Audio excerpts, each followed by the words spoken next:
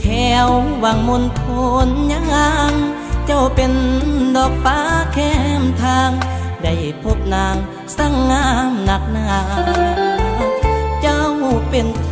พีเป็นสตรีที่งามโสภาสมเป็นดอกฟ้าบ้านนา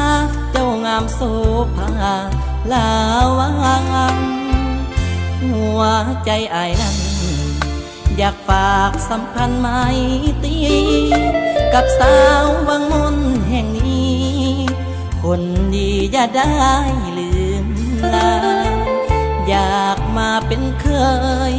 อยากซื่นเสยสองแก้มกันดาอายปรารถนาอยากมาเป็นขวัญชีวิตวังมนแห่งนี้เหมือนมีมนต์หักฝังใจสาวงามเหมือนดวงดอกไม้ได้ไปติดใจติดตาอายหนุ่มบ้านไกลอะไรเมื่อยามจากลาขอพรเทพไทยเทวา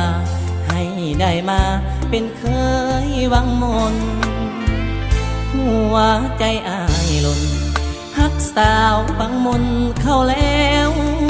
อยากได้น้องไปเฮ็ดแนวสาวแก้วสาวแนวสาวดีสาวดำสาวดอนสาวพรสาววอนสาวพีเจ้าเป็นกุรสตรี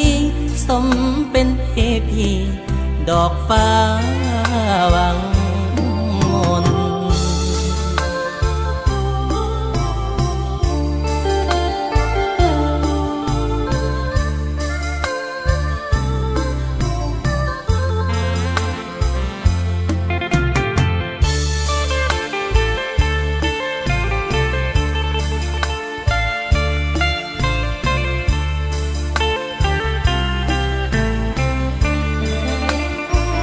วังมนแห่งนี้เหมือนมีมนต์หักฝังใจ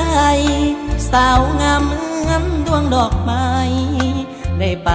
ติดใจติดตาอายหนุ่มบ้านไกลอะไรเมื่อยามจากลาขอพรเทพไทยเทวาให้ได้มาเป็นเคยวังมนหัวใจอายหล่นฮักสาววังมนเข้าแล้วอยากได้น้องไปเฮ็ดแนวสาวแก้วสาวแนวสาวดีสาวดำสาวดอนสาวพรสาววอนสาวพีเจ้าเป็นกุรสตรีสมเป็นเทพีดอกฟ้าวัง